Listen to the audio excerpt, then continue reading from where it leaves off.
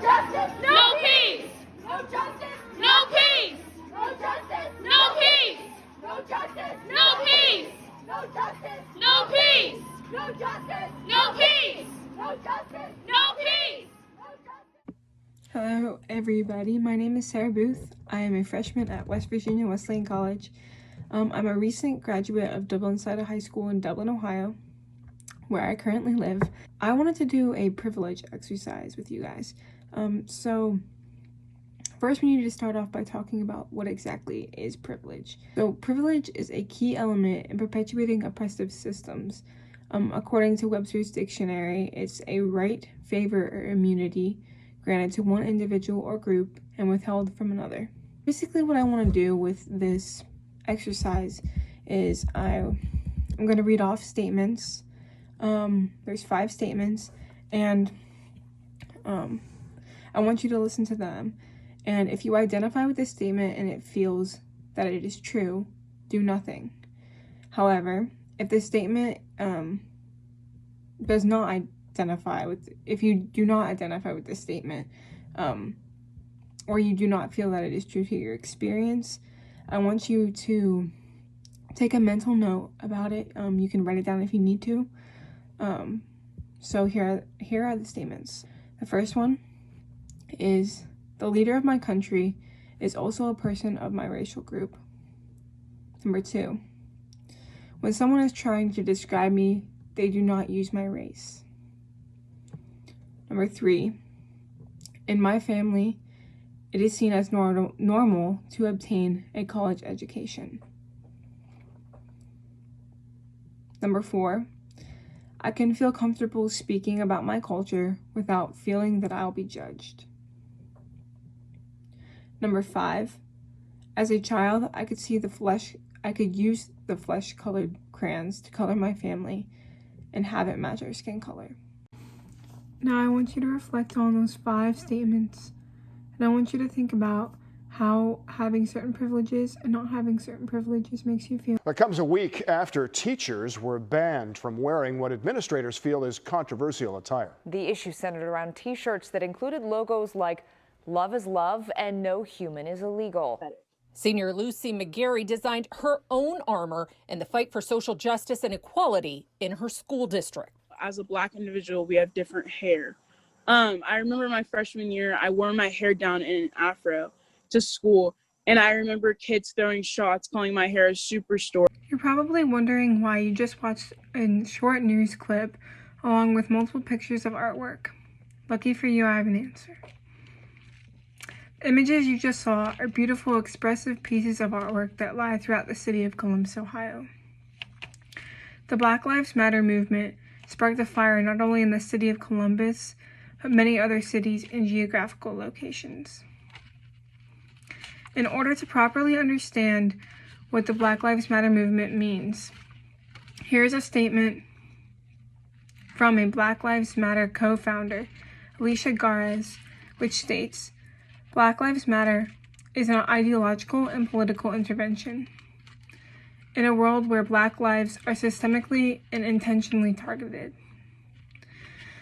This year alone, there have been multiple protests all around the world.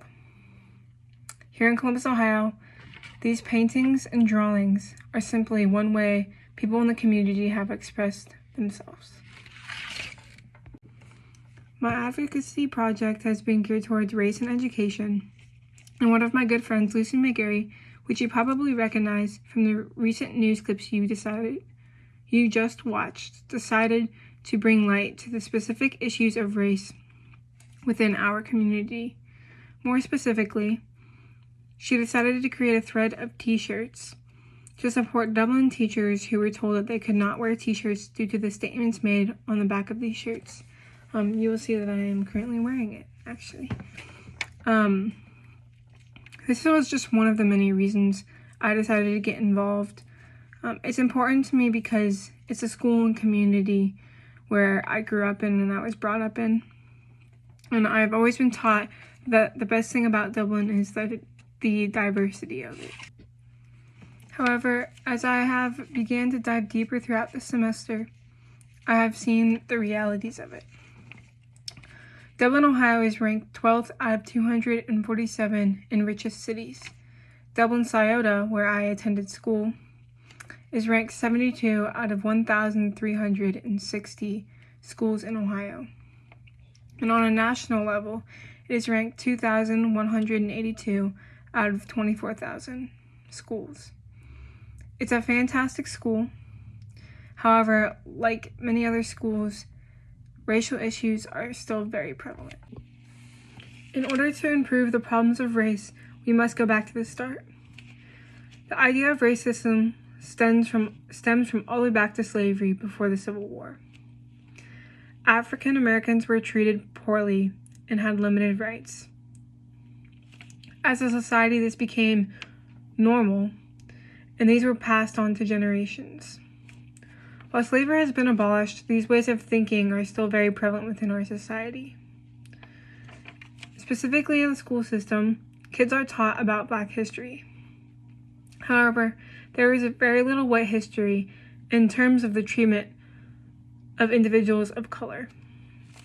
This becomes a problem because children are not taught and therefore cannot associate themselves.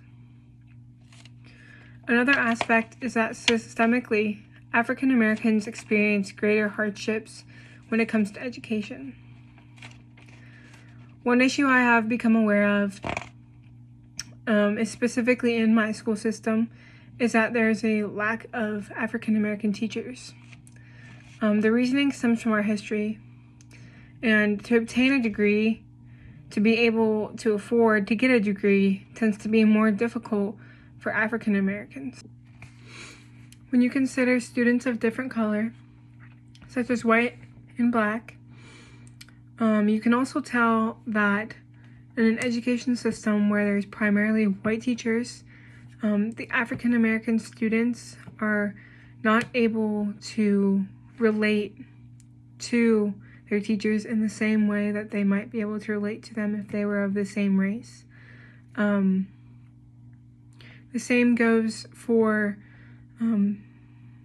white students and other students of color. In addition to that would be the idea that if there's not diversity within the education system in terms of teachers, then the content being taught and the ways in which they are taught can be altered, and the individuals, the students themselves, don't get the same education, same quality of education, because they aren't learning from teachers of different backgrounds, teachers of different races. Another thing that could be considered would be the idea of the interactions the students have together.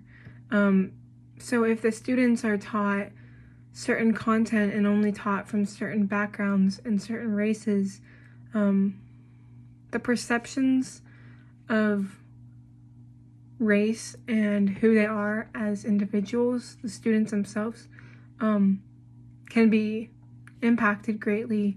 So an African American student might look at a white student differently and vice versa. In terms of how I plan to continue my advocacy project, would just be that to continue the conversation within our community, talking with teachers, administrators, other students,